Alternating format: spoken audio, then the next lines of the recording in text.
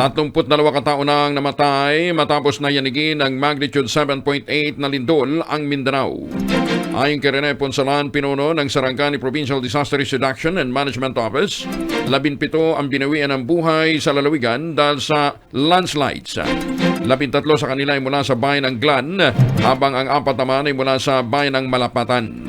Sa tala naman ng Office of Civil Defense 10 ang nasawi sa Sarangani, habang 3 sa Davao Occidental, 2 ay mula sa Tupi, South Cotabato. Genman, nilinaw ng ahensya na isinasa ilalim pa sa validation ang naitalang nasawi dahil sa lindol. Habang umabot naman sa 134 ang bilang naman nasugatan at meron namang 12 pang nawawala. Ayon naman sa OCD spokesperson na si Juni Castillo, paunang ulat pa lamang ang bilang na ito at maaring madagdagan o mabawasan habang nagpapatuloy ang search and rescue operations. Martes na tayo ngayon, June 9, 2026. Sa ulo ng ating mga balita, death toll sa magnitude 7.8 na lindol na tumama sa Mindanao, sumipa na mahigit 30. Pangulong BBM agad na pinakilos ang mga ahensya ng pamahalaan. Senator Jerwin Gatchalian, opisyal na nakalista sa website ng Senado bilang Senate President Pro Tempore.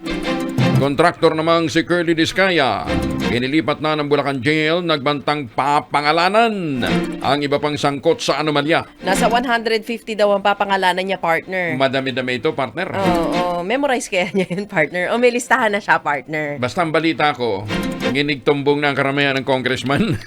Testimonya naman ng 18 maleta boys, pasilip pa lang daw. May mga pasabog pang revelasyon kaugnay ng flood control mess ayon kay Maligod. Halos 100,000 na trabaho alok ng Department of Labor sa 128 Independence Day sa July 12. Panibagong big time oil price hike. Hindi ho rollback, hike. Umarangkada na ho ngayong araw ng Martes. Babae patay sa pamamaril matapos bumisita sa nakakulong na live-in partner sa Negros Occidental. Radyo natin nationwide. Kami po ang inyong mga tagapaghatid balita Jessica San Diego, Bobadilla. at Angelo Palmones. Sa ngayon, partner, walang kuryente dyan po sa Dajangas. Kausap natin kanina si Brother Manny De Leon, ang presidente ng Notre Dame of Dajangas University, kung saan gumuho yung isang building nila. Oo. Ang pasok kasi next week pa. Next Monday pa. Kaya ngayon, ang kanilang priority ay magkaroon ng assessment, structural assessment, at mapanumbalik ang supply ng kuryente. Wala silang kuryente. Yun lang, Diyan sa partner. Dajangas. Samantala, kinupirma naman ni Office of Civil Defense spokesperson Juni Castillo, hindi lamang daw mga paaralan o eskwelahan kundi pati mga gasolinahan, mga health facilities, mga ospital at mga tulay ang lubhang naapektuhan ng malakas na lindol sa Mindanao. Sa panayam ho ng DZRH na napapakinggan din sa radyo natin, sinabi ni Castillo na apektuhan na rin ang supply ng gasolina sa Davao Region, ngunit may ilang health care facilities na muling nagagamit naman matapos isa ilalim sa structural assessment. Yung ating po mga search and rescue teams ay nandoon para po maisiguro nga po na kung may mga kailangan sagipin ng mga kababayan natin, at lalo na rin po kasama diyan yung structural integrity assessment doon sa mga gusali at sa mga kabahayan. So wala po ito kahit po gabi may mga mekanismo at mga equipment na gagamitin naman po na pwede sa gabi. Dagdag pa niya, naka-preposition na raw ang food at non-food items mula sa Department of Social Welfare and Development o DSWD para sa mga naging apektadong mga residente. Sa ngayon, wala pa raw tiyak na petsa kung kailan maibabalik ang klase at tinatayang nasa 3.2 million na mga estudyante mula sa mahigit 6,000 paaralan sa Mindanao na naapektuhan o ang naapektuhan ng nasabing pagyanig. Sa ngayon po wala pa muna, suspended pa yung mga klase po dun sa mga lugar, specifically itong region 11 at saka sa region 12. Hindi pa po napag-usapan. Unang-una po, ang una kasing dapat na, or rather, ang unang ginagawa ngayon ay yung structural integrity assessment dito sa mga eskwelahan na ito. At kapag nagawa na po yun, ay dun pa lang po masasabi na kung alin pong mga eskwelahan ang pwede nang gamitin kapag nagbalik eskwela. Libo-libong mag-aaral naman ang nakaligtas mula sa pamiminsala ng malakas na lindol na tumama sa Mindanao dahil karamihan sa mga ito nasa open area wala sila sa loob ng silid-aralan nang mangyari ang pagyanig. Nasa kalagitnaan ng flag raising ceremony para sa unang araw ng pasukan ng mga estudyante nang gumuho ang ilan sa mga school building. Katunayan, partner, yung iba ay nagsusumba dance pa. Nung Parang morning exercise. Oh, morning exercise. At mabuti nga, partner, at may ganong delay sa pagpasok nila. Dahil kung hindi, yung iba kasi mga 4-story building, partner. Totoo. Nakaakyat na yung mga estudyante, partner. So wala pa. So yung oras na 7:37, kahapon kapanayam kasi natin yung ilan sa mga reporters natin. So sa oras na 7:37, yun nga, flag ceremony pa lang daw yun, partner. Hindi, napahaba.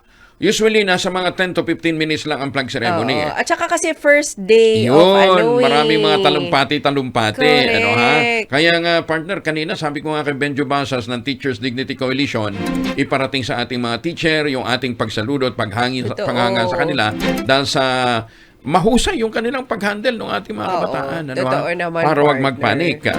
Sa ulat nga ng PBOK, sa 7:37 ng umaga, nang yumanig kahapon ang magnitude 7.8 na lindol, unang naitala sa magnitude 7. Kaugnay nito, bagamat kabubukas pa lamang ng klase, agad na sinuspindi ang pasok sa mga apektadong paaralan para matiyak ang kaligtasan ng mga guro at mga mag-aaral. Sinuspindi nga muna ang klase sa lahat ng antas ng paaralan sa mga lugar sa Mindanao na naapektuhan ng pagtama ng malakas na lindol kahapon. Batay sa utos ni Pangulong Ferdinand Marcos Jr., ang suspension mananatili until further notice.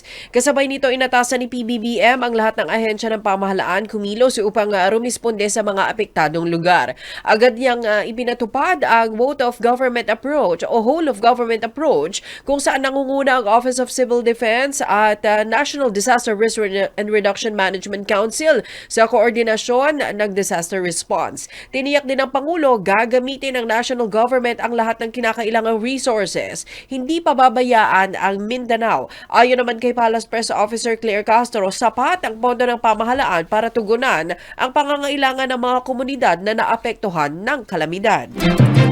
Kanselado muna ang lahat ng flights ng Philippine Airlines at Cebu Pacific papunta at galing General Santos City hanggang Huwebes po yan, June 11. Bagamat okay naman daw po ang runway ng Gensan, ang problema yung control tower. At saka sira-sira yata yung facilities ng airport, partner. Hindi, tsaka yung control tower, partner. Yun ang isa sa mga lang, problema. So, ang pwede lamang lumapag doon yung mga emergency